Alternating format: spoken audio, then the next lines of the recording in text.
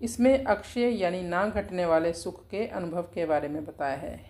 बाह्य स्पर्शेषु असक्तात्मा विन्दति आत्मनि यत् सुखम सह ब्रह्म योग युक्तात्मा सुखम अक्षयम अश्नुते। बाह्य स्पर्शेषु असक्तात्मा विन्दति आत्मनि यत् सुखम सह ब्रह्म योग युक्तात्मा सुखम अक्षयम अश्नुते।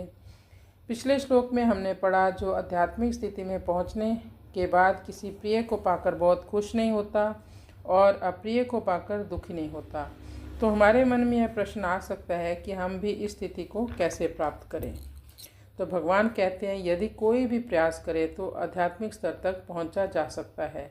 बाह्य स्पर्शेषु असक्त आत्मा, जो व्यक्ति बाहरी इंद्रिय सुख या विषय सुख इनके प्रति अनासक्त रहता है, विन्दति आत्मनि यत् सुखम, तो वह अपने भीतर ही भीतर सुख का अनुभव करता रहता है। तो कोई सोच सकता है ऐसा कौन सा सुख है जो भीतर ही भीतर हम अनुभव करें।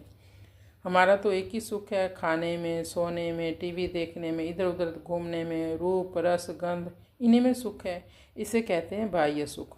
तो भगवान कहते हैं, जो ऐसे सुखों से अनासक्त रहता है, तो ऐसा तत्वित व्यक्ति जो जानता है, इंद्रियाणि इंद्रिय अर्थेषु वर्तन्ते इति धारयन्, इंद्रियां अपनी इंद्रियों के विषयों से लिप्त होती हैं, लेकिन मैं तो अनासक्त हूँ, मैं तो आत्मा हूँ, मैं कुछ नहीं करता। नैवम किंचित करोमीति, जो आध्यात्मिक चेतना में रहने वाला व्यक्ति है वह भी भोजन करता है, वस्त्र भी पहनता है, पर वह यह भ्रांति नहीं पालता कि मैं इससे सुखी हो जाऊंगा।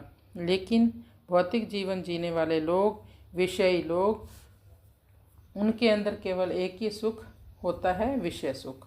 भगवान कहते हैं, जो बाहरी सुखों से अनासक्त है और अपने भीतर विन्दते आत्मनि यत् सुखम ही सुखी होता है। यह कैसे संभव होता है?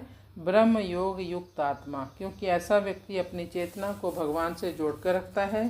क्यों जोड़कर रखता है? क्या सुख मिलता है उसे? सुखम अक्षयम अश्नुते, उससे अक्षय सुख की प्राप्ति होती है। अक्षय सुख यानी जो कभी भी समाप्त नहीं होने वाला सुख।